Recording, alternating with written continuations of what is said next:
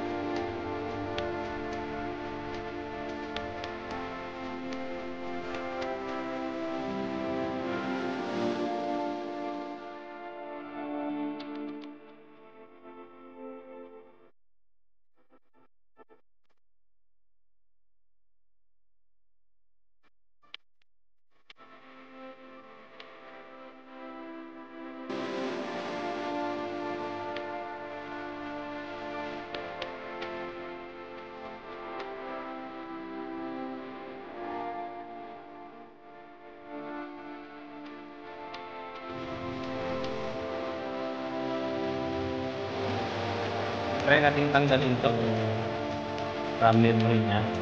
Release natin.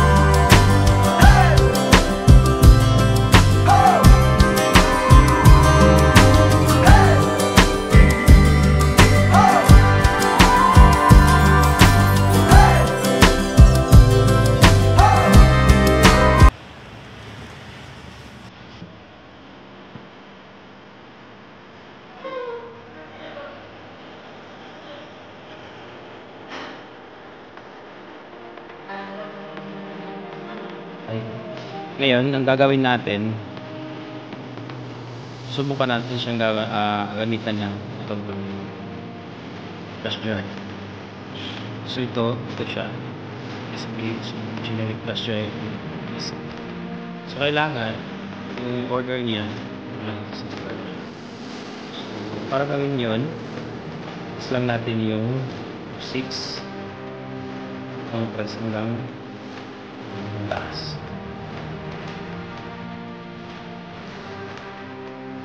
Then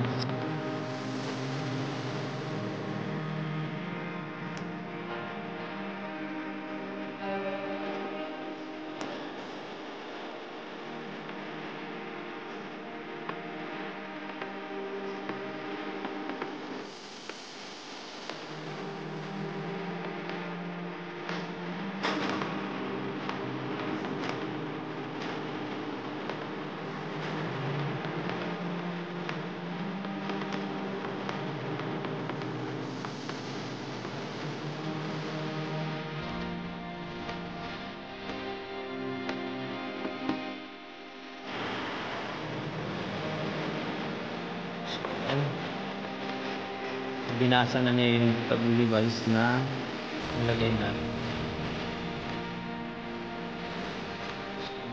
Hindi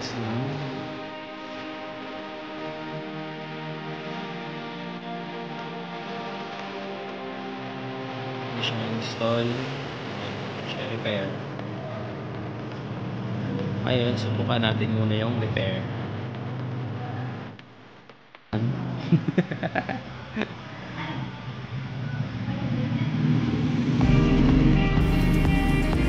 Sa repair computer, punta lang kayo sa troubleshoot.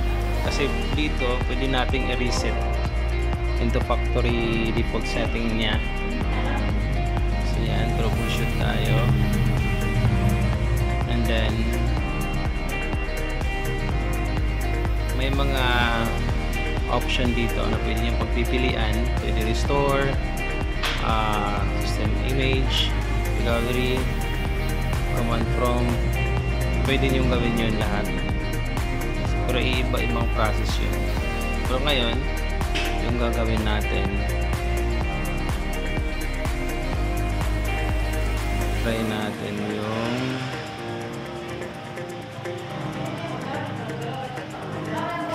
ito, kasi wala tayo net eh. So try natin yung system restore.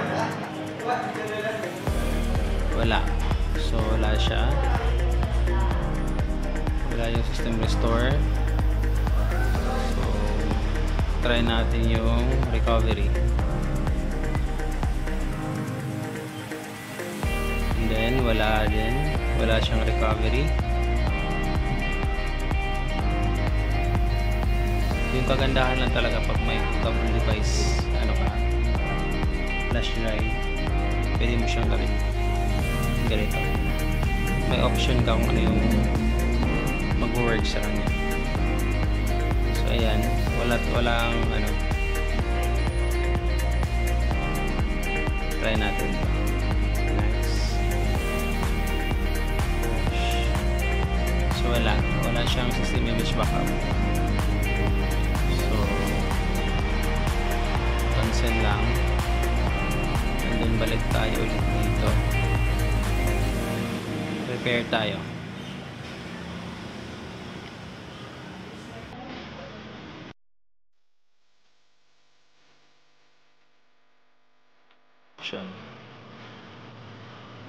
Yun, bumalik lang tayo.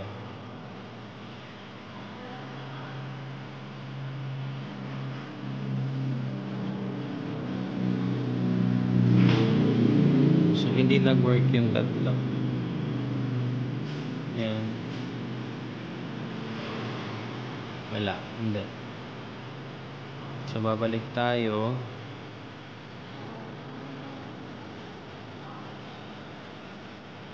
Dito wala.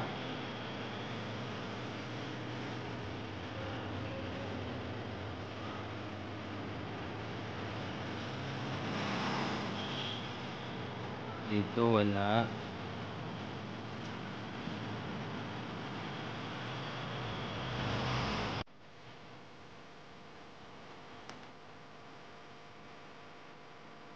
natin.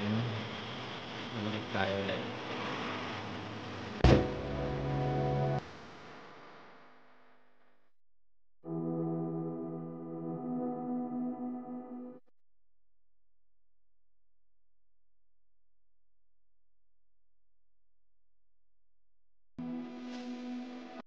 So ngayon, ito na yung gagawin natin.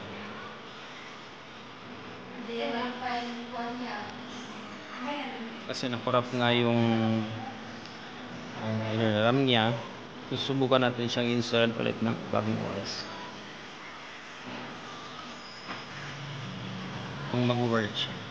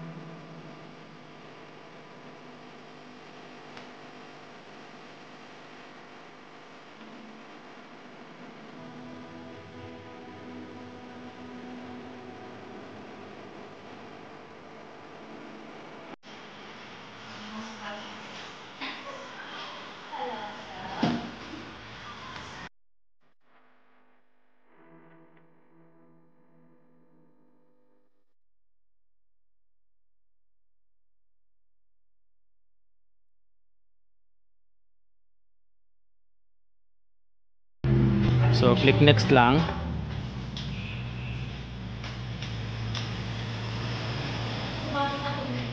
Ayan. So mag-i-start na siya ng installing ng Windows.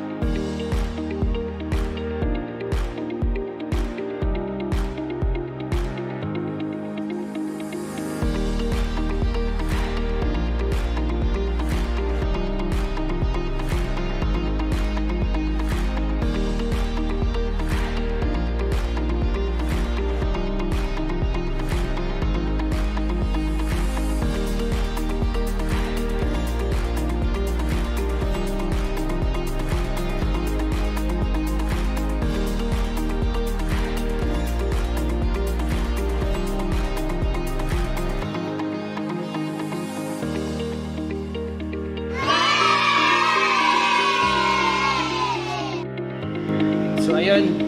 Ayan, no? Nakita nyo kanina, medyo matagal-tagal yung process niya. Sinubukan natin yung una sa BIOS setting niya. Talagang hindi siya nag-work. Hindi lang siya basta nakukuha doon sa BIOS setting. So, sinubukan natin siya. Yung pangalawa, sinubukan natin siyang i-open. Saka nakita pa natin doon, medyo nagbabubble na yung, yung battery niya. Kasi pagbalik natin, medyo umangat. Siguro, yun yung naging isang case siguro. Siguro na low bat siya. Kaya na-interrupt yung na-interrupt yung pag-reset niya. Yun kasi nangyayari improper shutdown habang nagre-reset ka. Tapos nakalagay doon, do not turn off your PC. Tapos bigla siyang nabutan ng low bat. So yun, na-interrupt. So may mga instances na nangyayari pag ganun, nakukurap yung hard drive or yung RAM memory. Kaya mas lalo kang nagkakaproblema. Imbis na simpleng reset lang yung ginawa mo, nadadagdagan yung problema kasi nai-interrupt. So ingat kayo doon. So may mga paraan tayong ginawa doon. Tinanggal na natin yung RAM memory niya. Tsaka yung pinakalas na ginawa natin, ginamitan natin siya ng yung bootable flash drive or pen drive. So nag-work naman siya. Yung mga process na yun, iisa-isahin mo muna siyang i-check. Kung hindi siya gagana una, siguro meron kasi mga instances na gumagana siya dun sa BIOS setup niya. So pag di gumana, yun, yung mga process na ginawa ko, gayahin nyo lang. Pero ingat lang, okay? Ingat lang. So yun talaga lagi. Sa pag-reset, importante, tandaan nyo na kailangan fully charge yung battery ninyo. Kasi ang pagre-reset or pagre-reformat is kailangan talaga medyo mahaba-habang process siya.